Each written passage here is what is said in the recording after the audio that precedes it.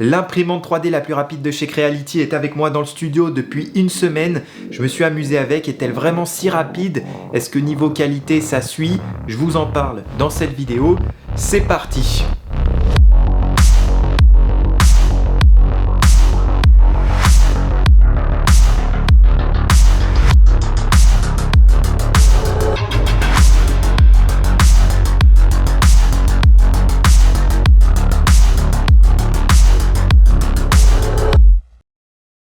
Pour ceux qui sont nouveaux ou qui ont raté l'info, vous pouvez maintenant me suivre sur Twitch. Je vais streamer régulièrement et la semaine dernière, j'ai déjà pu vous montrer en live un avant-goût de la Ender 7. C'est l'occasion pour vous et pour moi aussi de discuter en live, de jouer aussi ensemble. Voilà, donc il y aura bientôt un planning de prévu. N'hésitez pas, Abrège Live sur Twitch, lien en description. Avant de se lancer sur la review de la machine, je précise que c'est Creality qui m'a envoyé l'imprimante. Il n'y a pas de sponsoring, c'est juste pour kiffer. On va voir ce qu'elle a dans le ventre et je vous donne le maximum d'infos si elle vous intéresse. Et évidemment, je vous donne mon avis final sur cette machine. Est-ce que ça vaut le coup de l'acheter si on a le budget ou pas? Deuxième chose que j'aimerais dire, si vous faites vos propres recherches, vous verrez que sur Banggood, AliExpress, revendeurs confondus, il y a très peu d'avis pour l'instant sur cette imprimante. On est vraiment dans les prémices du lancement de la Ender 7, donc faites attention pour voir si cette machine vous correspond vraiment. Aujourd'hui, moi je vous donne mon avis de petit jeune voix avec le firmware et le profil le plus récent à mon avis, donc je vous montre ça, c'est parti. Ah oui, et avant que j'oublie, un mot sur la vitesse d'impression puisque c'est la caractéristique de cette imprimante pour que vous ayez les bons ordres de grandeur. Aujourd'hui, une imprimante 3D classique, elle imprime entre 50 80 mm par seconde. On peut voisiner parfois les 140 mm par seconde avec une Sidewinder X1 par exemple. Il faut vous dire que lorsqu'on dépasse le seuil des 100 mm par seconde en vitesse de croisière, on peut dire que c'est une imprimante qui va vite. Et aussi, il faut retenir qu'à l'image d'une voiture de course sur un circuit, l'imprimante 3D, elle va pas être toujours à sa vitesse de pointe dans les virages. Elle va ralentir. Donc quand un fabricant vous dit qu'elle va jusqu'à telle vitesse, c'est souvent la vitesse de pointe maximum et on imprime généralement bien en dessous. Tout ça pour vous dire qu'il faut prendre ces infos avec des pincettes et avec du recul. Et on va voir si les 250 mm par seconde annoncés par Creality pour la Ender 7 sont vraiment des vitesses accessibles ou on doit quand même imprimer bien en dessous. On va voir ça et c'est mon job aujourd'hui de vous montrer ça. On démarre cette fois, c'est parti! J'ai donc reçu l'imprimante la semaine dernière et j'ai déjà été assez surpris de la taille du colis. Je pensais recevoir un carton bien plus gros. C'est livré en kit, bien emballé, pas de problème à ce niveau-là. On se retrouve quand même avec de belles pièces. On sent qu'on est sur la gamme au-dessus des premiers prix. Le petit livret, même en anglais, est très explicite et c'est simple à monter. C'est juste un peu limite niveau contenu. On a exactement le nombre de vis, donc attention à ne pas les perdre. Et il manquait une clé BTR dans le carton.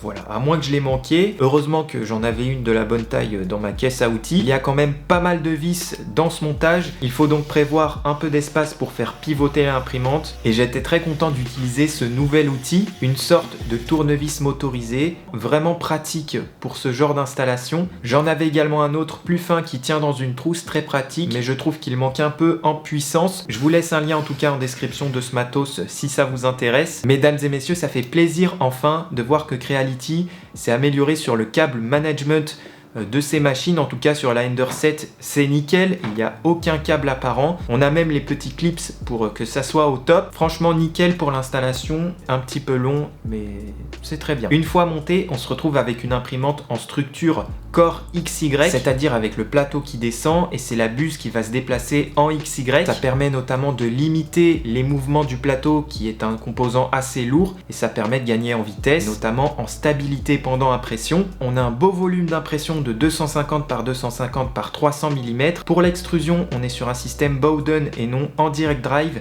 J'imagine pour avoir la tête d'impression la plus légère possible et aussi gagner en vitesse. Les moteurs sont performants et robustes, pouvant piloter la tête via des rails linéaires pour un mouvement plus stable. La machine est hyper compacte, ça fait plaisir comparé à la Ender 5 Pro qui prend un peu plus de place et qui a un volume d'impression plus petit. Ça fait plaisir, on voit qu'ils ont bien bossé. Concernant le plateau, mesdames et messieurs, c'est un peu le sujet qui fâche chez les peu de makers qui ont testé l'imprimante. Il est fixé sur un système d'entraînement en deux parties et si on imprime des grosses pièces sur un des côtés du plateau, ça peut légèrement pencher et c'est vrai aussi que le plateau penche légèrement quand on appuie dessus. Cependant, je me suis renseigné là-dessus, on a une flèche qui voisine les 0,3 mm pour 1 kg posé sur le plateau. donc c'est loin d'être un problème, mais il peut y avoir de l'amélioration pour une V2, c'est certain. L'interface tactile est top, ça répond très rapidement au toucher et tout est déjà prévu dans le firmware pour accueillir un capteur de nivellement pour amélioration. C'est quand même triste pour le prix de l'imprimante de ne pas l'avoir ajouté.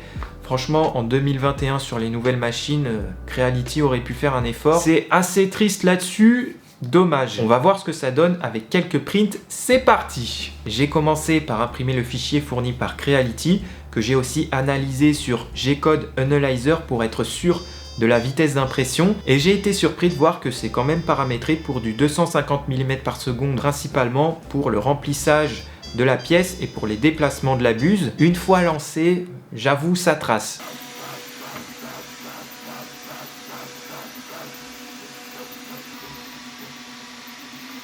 C'est pas non plus hyper impressionnant comme on peut le voir sur des customs à 500 mm par seconde, mais pour du grand public, franchement, c'est excellent. Le résultat, le voici. On est sur une durée d'impression de 3h40. Pour un lapin de cette taille en remplissage 20%, c'est rapide, mais c'est pas non plus ouf. Niveau qualité, il y a quelques imperfections, mais le rendu global est quand même très bon pour une telle vitesse. Au passage, j'ai noté que c'est pas avec cette imprimante qu'on fera de beaux timelapse malheureusement. C'est la première chose que j'ai remarqué, la couronne empêche de bien visualiser le déroulement de l'impression et surtout de voir si tout fonctionne bien.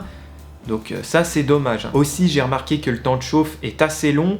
Pour une imprimante qui va vite, c'est aussi un peu dommage. Et les ventilos sont assez bruyants malheureusement. J'ai essayé ensuite d'imprimer le fameux Benchy avec le profil fourni par Creality. Et encore une fois, j'ai été assez surpris de voir que par défaut, on est sur du 250 mm par seconde. Une fois imprimé, voilà ce que ça donne.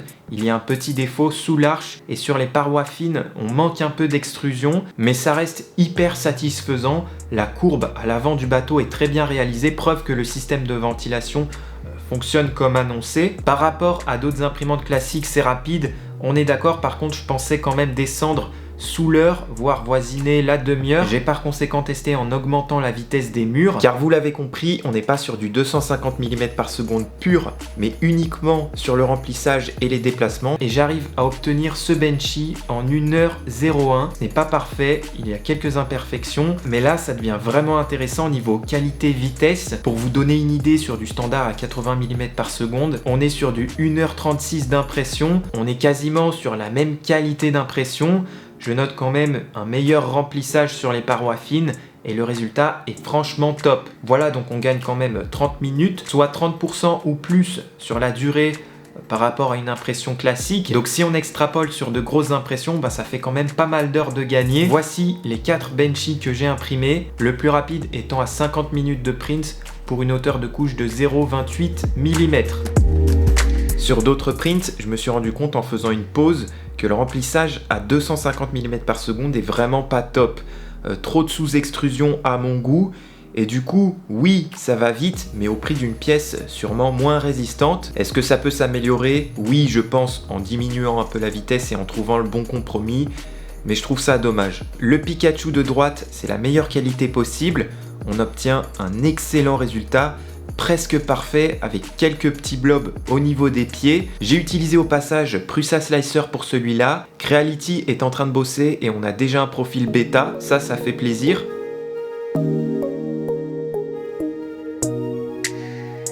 J'ai comparé avec ma Ender 5 Pro, le résultat est quasi similaire. Il y a une meilleure rétraction et une très légère meilleure finition côté Ender 7. J'ai réalisé aussi ce torture test en 250 mm par seconde. Le résultat est excellent, encore une fois la ventilation a fait ses preuves. On peut le voir sur le pontage et sur le surplomb, c'est quand même vraiment clean. J'ai ensuite réalisé ce bonhomme que j'ai fait tourner de nuit. Malheureusement, il y a beaucoup de supports qui n'ont pas bien accroché au plateau.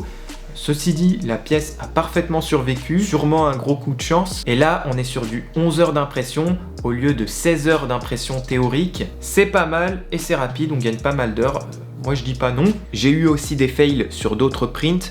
Je ne sais pas trop pourquoi. Peut-être le plateau, mais je suis pas si sûr. J'ai besoin d'investiguer un peu plus pour savoir si ça vient vraiment de moi ou de la machine. Finalement, mesdames et messieurs, que penser de cette imprimante Ender 7? Alors personnellement, et avec le peu d'expérience que j'ai sur la machine, je l'aime bien. Je l'aime bien parce qu'elle va me permettre d'imprimer de très belles pièces. je retrouve la qualité d'impression que j'avais sur la Ender 5 Pro et ça va me permettre d'imprimer plus vite pour de plus grosses pièces ou pour tester des prototypes sans attendre très long, mais au prix d'une sous-extrusion sur le remplissage qu'on peut sûrement améliorer, entre parenthèses en diminuant un peu la vitesse et trouver le bon compromis. De plus, elle n'a pas de capteur d'auto-nivellement, elle n'est pas en direct drive, donc ça peut me restreindre sur certains projets, donc elle sera le compagnon parfaite pour ma FlashForge Creator 3 qui elle est bien plus capable niveau matériaux. Pour moi la Ender 7 n'est pas parfaite, ce n'est pas encore l'imprimante 3D de rêve que tout le monde voudrait avoir. Ce n'est pas un coup de cœur pour moi malheureusement, mais elle fait partie tout de même des imprimantes les plus rapides du marché, ne l'oublions pas. Et comme Creality aime le faire, ils vont certainement faire une V2 ou une Ender 7 Pro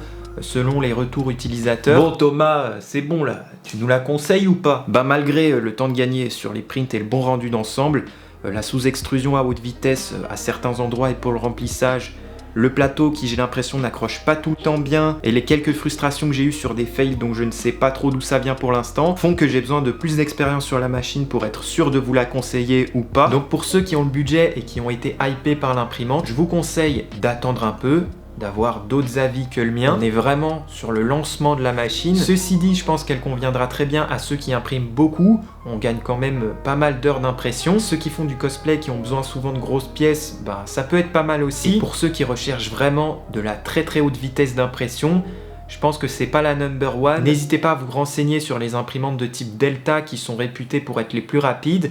Même si on perd un peu en volume d'impression. N'hésitez pas à vous renseigner. Mesdames et messieurs, j'espère que cette vidéo vous a plu et qu'elle vous a éclairé un peu plus sur cette imprimante dont on n'entend pas trop parler. J'ai quelques liens en description si elle vous intéresse. N'oubliez pas de me rejoindre sur Insta et maintenant sur Twitch. Je vais streamer régulièrement et on se retrouve pour de prochains projets fort intéressants. Mesdames et messieurs, à la prochaine.